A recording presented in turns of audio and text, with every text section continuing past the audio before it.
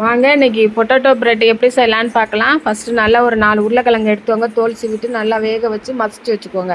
நல்லா மசிச்சு வச்சோன்னா அதில் வந்து 1 கிளாஸ் பால், ஒரு 100 கிராமுக்கு மேலே இருக்குன்னு பார்த்தா 200 கிராம்ஸ் இருக்கும். அது மாதிரி பாலை 1 கிளாஸ் எடுத்து அதையும் நல்லா வெதுவெதுப்பான பாலை எடுத்து ஊற்றி நல்லா நல்லா நல்லா மேஷ் பண்ணிக்கோங்க. மேஷ் பண்ணிவிட்டு அதில் 1 டீஸ்பூன் ஈஸ்ட்டு, ட்ரை ஈஸ்ட்டு அதையும் போட்டு நல்லா கலந்து வச்சுக்கிட்டு நல்லா 2 கப்பு கோதுமை மாவை அதில் எடுத்து போட்டு அதில் உப்பு போட்டு அதில் கொஞ்சம் தேவையான அளவு எண்ணெய் 1 டீஸ்பூன் போட்டு எல்லாத்தையும் ஒன்றா பிசைஞ்சு ஒரு 45 நிமிஷம் நல்லா ஊற வச்சு நல்லா மூடி வச்சுருங்க.